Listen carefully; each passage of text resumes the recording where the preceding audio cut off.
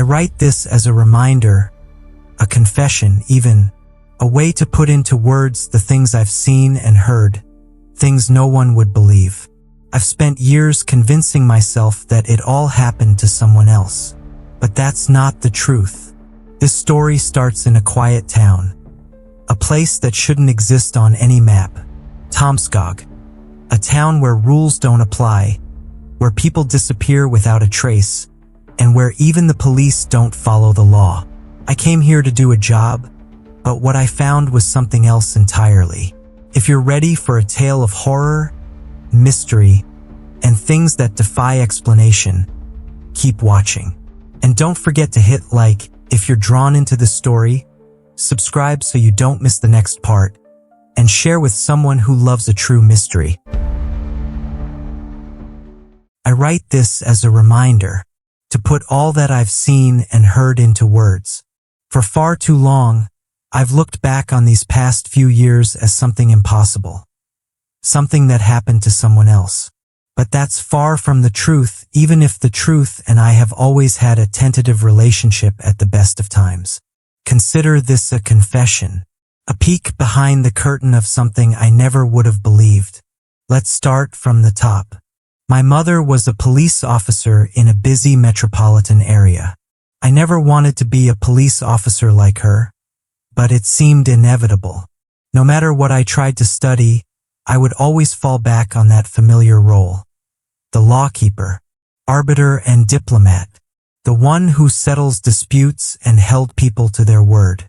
For a while I thought I might get into politics, but I get too flustered in debates. I can't stand a dishonest argument, so politician or lawyer were not an option. So when I say that I never wanted to be a police officer, that's God's honest truth. But I had to be. It was the only thing that made sense. My mother died of cervical cancer in my last year at the academy, so when I finally got to walk my own beat, I couldn't help but to feel that I'd replaced her. My handler was very understanding of what I was going through, so when it was time to hit the streets, she cut me a lot of slack. A little too much, it turns out. See, there was this one part of the city that my handler told me to actively avoid. Whenever we got a call originating from this one area, my handler actively ignored it, unless it was something akin to an ongoing shootout. It got to the point where we would respond to calls only to never show up. It was shady as hell, but practice is often very different from theory. I thought it was some kind of unwritten rule. Turns out it was a lot worse than I'd imagined. My handler and a couple of other officers were economically involved with what can best be described as a smorgasbord of illicit dealings. Ignoring calls allowed both traffickers and dealers to run rampant, and we got a cut of the deal. Well, they did. The union swept a lot of it under the rug. 3 officers quit their jobs and went into private security, but I didn't want that. I still felt like I had my mom's boots on. I was in her place. So when it was my time to plead my case, I did what I could to make a fair and reasonable argument. But as I've said, I'm not good in debates. I remember the chief looking up from his papers as an advisor whispered in his ear. He gave me a concerned look. Obviously, we can't keep you here, he explained. But if you're really up for it, we got something in mind. But you got to be really up for it. I agreed. Hell or high water, I do my job. This is how I ended up as a rookie in the Tomskog Police Department. Tomskog is a shitty little rural Minnesota town in the middle of nowhere. If you don't know where to take an uncomfortable left off the highway, you'll miss it. There are no signs, and most people who move there never leave. It's like a social black hole. The equivalent of unsubscribing from all internet platforms and walking into the woods.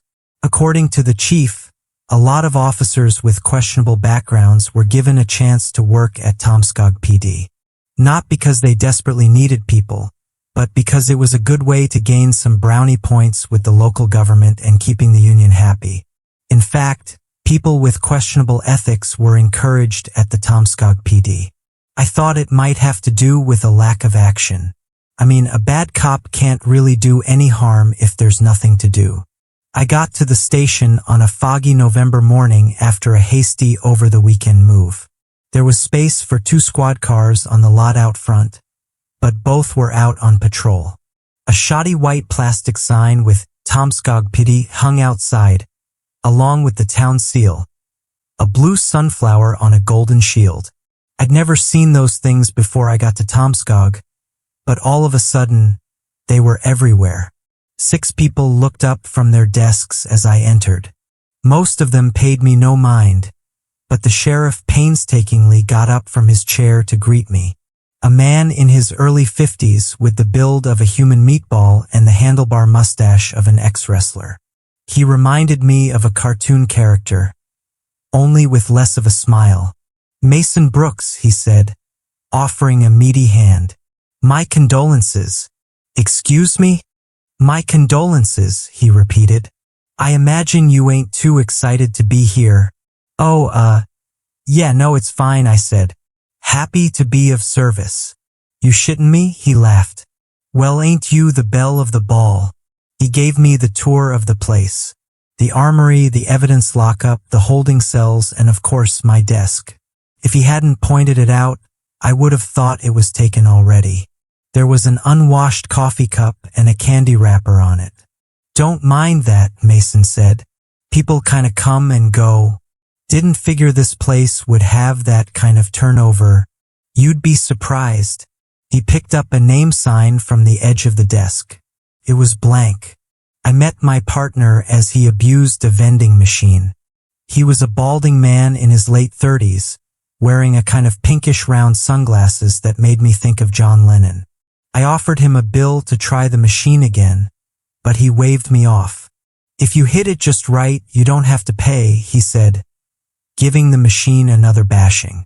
Mason just grinned business as usual, it seemed. "This is Nick Aitken, your partner, and for the time being handler," Mason explained. "Again, my condolences." "Shit, didn't I just have a partner?" Nick asked. "Either I haven't had my mornin' Irish or someone's beaten my head straight. 'Cause I can't see 2 of you," Mason frowned. "Desk is empty. Name's gone. Time for a newbie, right?" Nick shook my hand as a Coke rolled out. He seemed more eager about a free Coke than to have someone watching his back. Mason gave me an apologetic smile. "He'll show you the ropes," he said. "Man's an idiot, but you do well to listen. Idiots live long round here." "He ain't joking about that," Nick added, not looking up from his Coke. And with that, we were on our way. Nick fired up a cigarette long before we left the station, then took me round the back to a civilian vehicle. An egg-white Volvo with rust stains that reminded me of bird shit. "All squad cars taken, huh?" I asked. "Yeah. Folks are cleaning up after Patrick." "Sorry, what?" "You'll see. Maybe." Tomskog has a single main road stretching through the entire town. There was a gas station, a high school, a couple of shops. A peculiar flower shop at the corner that seemed to only sell those trademark blue sunflowers. There was a sort of upward tilt on the west side of town that made the houses look stacked on top of one another. On the other side of town was a vast lake, eloquently named Frog Lake, where houses stretched out along the western ridge. It was a peaceful enough place, and in the right light you could tell it was someone's home. But like with most little towns, you can't imagine what kind of people live there. It's like when you see a house in the middle of nowhere, who chooses to live there? What happened? I guess I hadn't yet come to the realization that I was about to become one of those people. Nick pulled up next to a corner pub, a place that looked old enough to have grandchildren. Before getting out of the car, Nick gave me a tired look. "We're just gonna talk to a guy," he said. "He never comes into town unless there's something shitty going on. We're gonna have a chat." "Got it. Don't ask him any questions. Leave that to me. And don't touch him. He's a bit contagious." "In what way?" "Every way that matters," he sighed. "And what did I say about questions?" "You said not to ask him any." "You never said anything about asking you any." He tilted down his pink sunglasses, giving me a tired look. Shaking his head, he got out of the car. "I give you a week, rookie." Stepping into the pub, There was only two other people present. The owner, a sturdy man in his 70s who seemed transfixed on a thick-screen TV that played mostly static. The other was a man in his 40s with long dark hair. He had a couple of silver streaks running along his ears, a clean-shaven look, and a trucker cap. Much like Nick, the guy seemed comfortable wearing sunglasses indoors. "Digman," said Nick, "you drag your sorry ass back to town, huh?" Meeting family, the man smiled. "It's a special day. You gonna cause any trouble?" "Of course not." "Let me rephrase that," said Nick, throwing me a tired look. "What kind of trouble you causing?" "Nothing," the man replied. "Just meeting family. Maybe going for a walk." Nick wasn't very happy with that answer, but there was little he could do. They said their goodbyes and we stepped outside.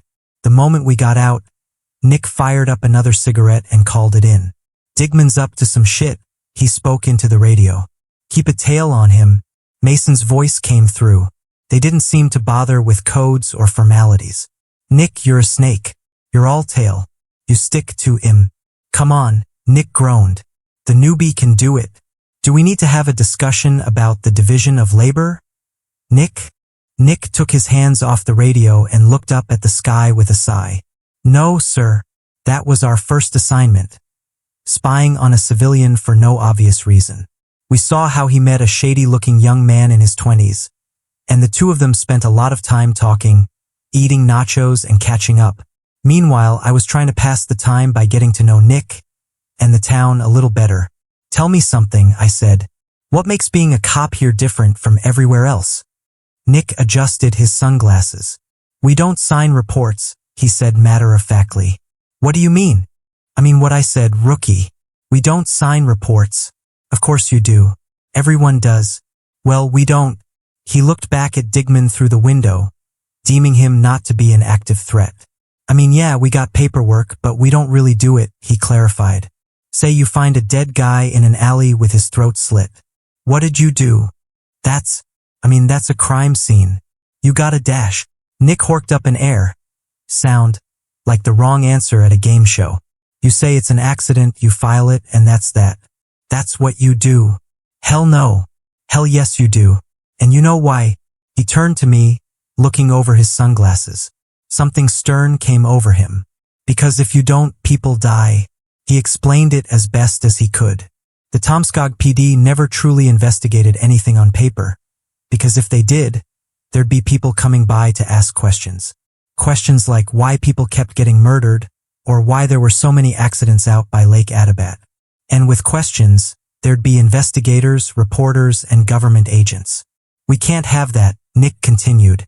"They don't understand this town, and they'll get themselves killed. We're doing a necessary evil to keep the lid on." "That doesn't make any sense. 35 people died here last year," Nick continued. "In a town of 7,500-something people, you know where that puts us? That's the highest murder rate in the country by a mile. Hell, we make St. Louis look like a cotton candy petting zoo. Doesn't make sweeping it under the rug any less shitty. More than half of those who died were outsiders. Relatives, good Samaritans, passers-by. If we can stop them from coming here, that means less dead folk stuffed in containers around the high school." He turned his attention back to the pub, leaning back in his seat. Without looking at me, he asked, "So if we find a guy with a sliced throat in an alley, what do you say?" "I ain't saying it. Play ball here, newbie. I ain't asking. I'm telling." I swallowed my pride. The sheriff had asked me to listen to this man, and I wasn't about to mess up on my first day. I didn't like where this was going, and I wasn't buying that whole shtick, but I wasn't gonna make any enemies. Not today.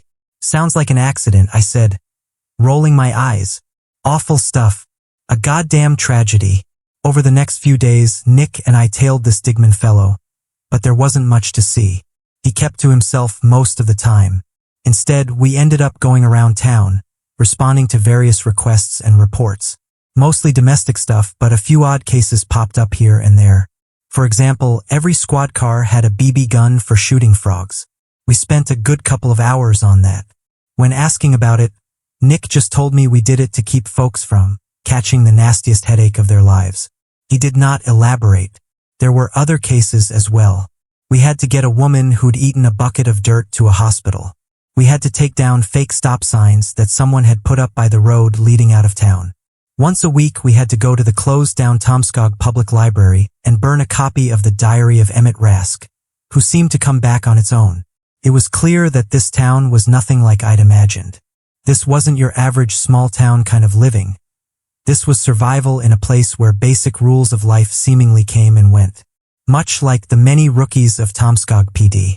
Over the weeks to come, I was having trouble adapting to life in Tomskog.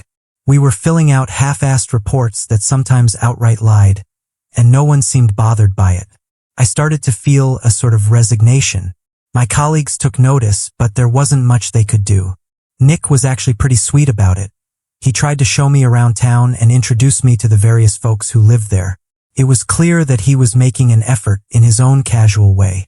I got myself a small house at the far end of town, just off the main road. The prices were ridiculous. I could afford a 2-story 5-room house as a single woman with a police officer's salary. Despite that, I settled for something a bit smaller. I figured the prices were just going to drop further, so any buy was a loss, but with the numbers we were talking about, it didn't really matter. Still, getting settled in Tomskog was just odd. That's the best word for it. I barely considered myself a police officer anymore. I felt like a street sweeper. I wasn't serving or protecting. I was systematically ignoring problems for money. And not only that, but I was expected to do so. The turning point came on New Year's Eve. There were 4 of us staffing the phones, but most of us had mentally checked out hours ago. I was playing games on my work computer and the other 3 were having a dart contest in the break room. Nick was about 4 beers in. I almost missed the phone ringing. We had one line for rerouted calls from emergency services and a direct line. I'd never seen the direct line ring before. I answered it. "Hi there," a woman on the other end said. "This is Miss Babin. I'm going to have to ask you to send a few officers." "What is this concerning, ma'am?" "I'm not entirely sure," she continued, "but I think something is affecting the residents." "Something?" I asked. "Like an animal?" "You better put Nick on the line, dear." I called Nick over. He had a short conversation with the person on the other end, then slapped his own face with an open hand. "Shit," he whistled, and the others perked up. He cleared his throat and put his hands on his hips. "We got a situation at the Babin building. We're heading out." There was no discussion. Whatever it was big enough to make Nick put on a serious face. I don't think I'd seen him really do that until that point. I drove. It was the first time we turned the sirens on. Nick was checking his handgun over and over. "This is Digman," he groaned. "I don't know how or why, but it's gotta be. Man's a menace." "You two got history?" "Everyone's got history with Digman." "Bad history." I took a right, following the northernmost road to the outskirts of town, past the gas station. There was an apartment building with several cars parked outside. The moment I stopped the car, Nick was out the door. The others weren't far behind. I ran to catch up with him, and as he opened the front door, he called back to me. "Oh, and don't talk to Roy. He's a freak." The moment I stepped inside, I could taste some kind of chemical in the air. Ammonia, maybe a bit of chlorine. Nick didn't seem too bothered by the smell, but I could tell he was worried. He turned to me as we got to the stairs. "You want to protect and serve, right?" "Yeah," I said, blinking at the question. "Of course." "Then get to the top floor and start moving people. This place is contaminated." "With what?" "No idea. I'm gonna check it out." While Nick went to speak with the landlord, me and the other 2 officers went up the stairs. The others stopped short of my floor, but I kept going. The smell was getting stronger, and I could feel it settling in the back of my throat. Some sort of chemical spill. This thing was gonna stick to their furniture, no doubt about it. I knocked on the door of the top floor. Someone rushed to open it. I figured they'd been waiting to get the all clear to leave, so I relaxed a little. But as the door flung open, I didn't face a thankful citizen. It was a woman in her early 60s. Her pupils so widened that they looked black. I'd seen plenty of people on drugs before, but this was a whole other level. She stared at me with this huge grin, and as she did, I saw one of her teeth fall out of her open mouth, clattered against her homemade welcome mat. Before I could introduce myself, she attacked me. She had this blue tint on her hands, like she'd accidentally washed them in some kind of ink. That's where the smell was coming from. It had the same powerful chemical stench to it that the rest of the building was bathing in. Those hands dove for my face, as if she wanted to pinch my cheeks. "Little wheat," she laughed. "You came to the harvest." She was surprisingly strong, but she had no technique. My heart skipped a beat as I got a meaty slap across the chest, and she tugged at my radio, but I managed to wrestle her to the ground. I put her in a hold that would make a grown man cry, but she laughed like a shrieking maniac. As I handcuffed her, I could see other doors around the floor open. There were 3 men in their 20s, still wearing party hats from their New Year's celebration.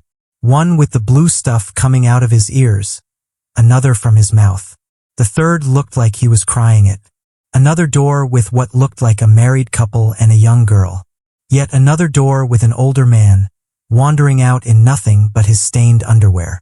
All of them with those blackened pupils and unearthly smiles. Some of them getting an occasional twitch, like their nerves were settling in cold water. "Little wheat," one chuckled. "She comes willingly. We are blessed. We are so blessed."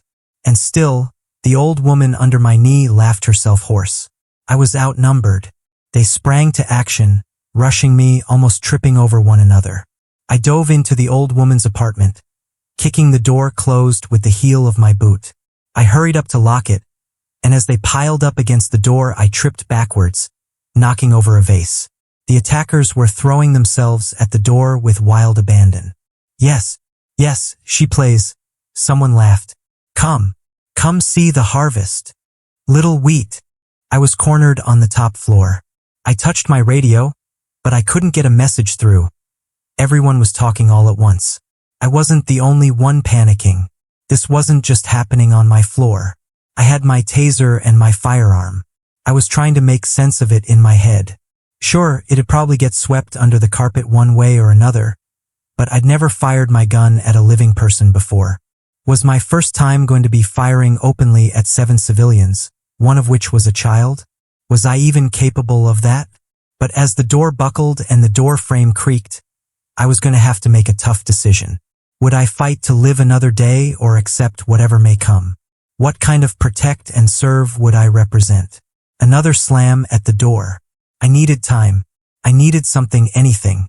So I ran into the bathroom. I backed into it, locking it the moment the front door came down. The lights were off, and all I heard was this light drizzle, like someone had left the shower on. I turned the lights back on. My eyes stung. The smell was so pungent that it burned my nose, forcing me to sneeze. As my eyes adjusted, I realized I wasn't alone. There was an old man on the floor. It looked like he'd slipped and slammed his shoulder against the side of the toilet. He couldn't get up. He was almost entirely covered in that blue sludge, and I realized it was still running from the shower and the tap. He was looking at me, his eyes wide and black, his face half smiling at me, partially paralyzed. "It'll eat," he lisped. "It'll eat." Banging on the bathroom door. Laughter. Anywhere else, that'd just be what New Year's Eve was supposed to sound like. But to me, it was a promise. There was no doubt in my mind that these people would do something horrible to me if they got the chance. I had my hand on my service weapon, trying to figure out what to do. I've never been great with debates, not even in my own head. I kept going back and forth. I could do a warning shot first, then I'd go for kill shots as soon as that door budged. Or should I go for the leg? Should I do something about the old man? Was he a threat? Did I have enough bullets? "I am armed and ready to defend myself," I called out. No response. Just more laughter and nonsensical gibberish. My hand was shaking.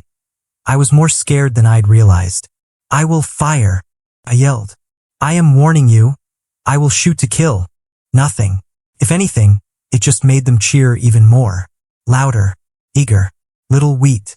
Little wheat. Little wheat. Come to the harvest." The radio came through.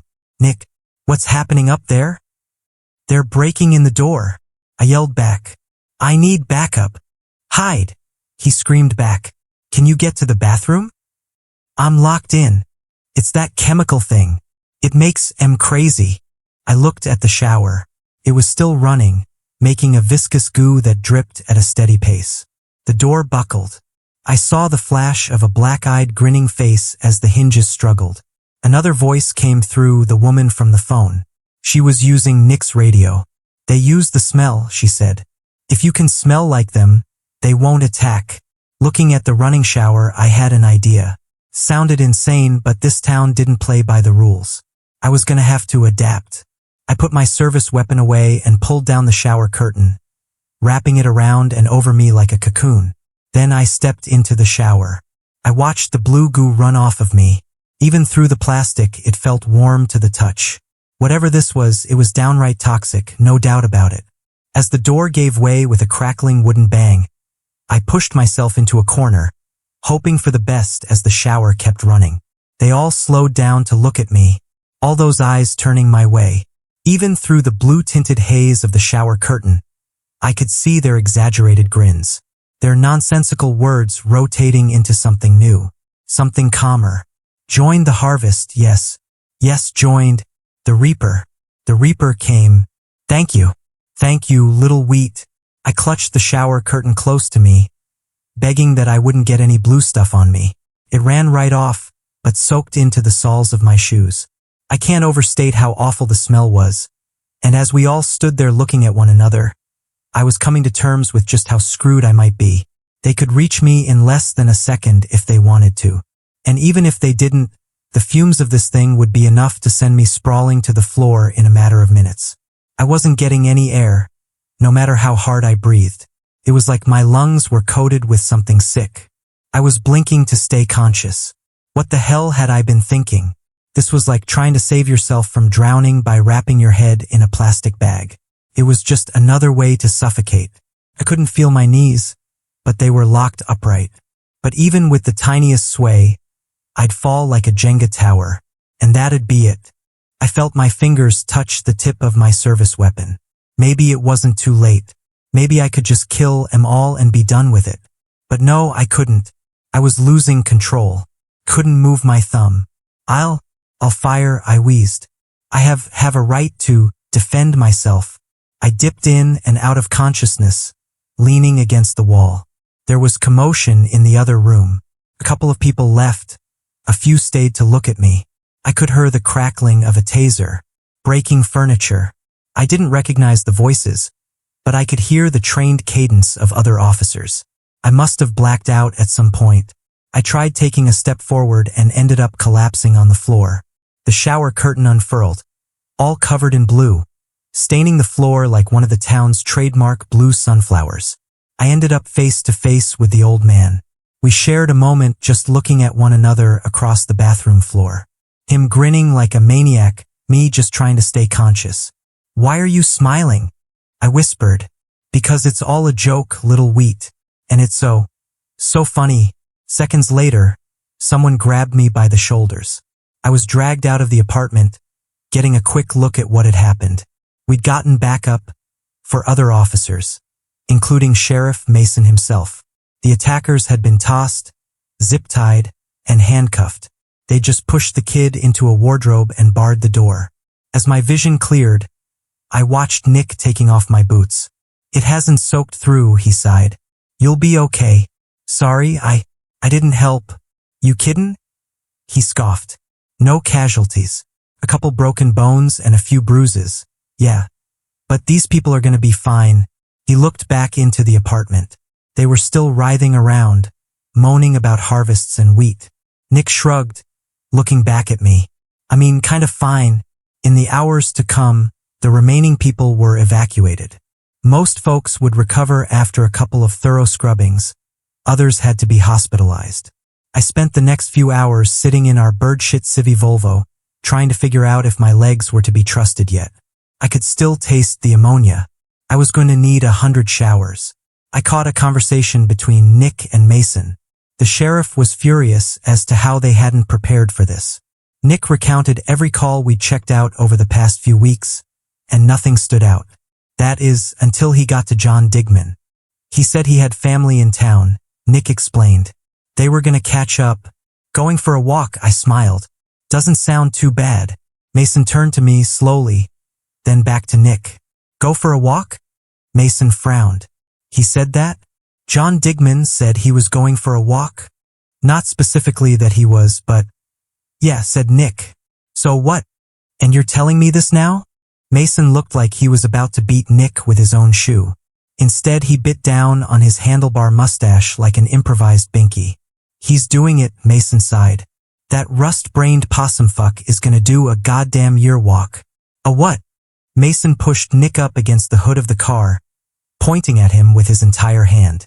Mason was pissed. More pissed than I'd ever seen him. A year walk.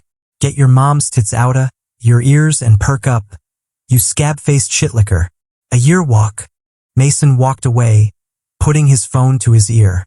He looked back at Nick from the other side of the parking lot, still screaming at the top of his lungs. Call the DUC. Tell M we need 2 of everything. 1:15 yesterday. Nick calmly walked to the driver's side of the car, opened the door, and sat down. He took off his pink-shaded sunglasses and buried his face in his arms, leaning against the steering wheel. For a moment we just sat there, breathing together, as if there was a chance this would all blow over any second, if we could just hold on a little longer.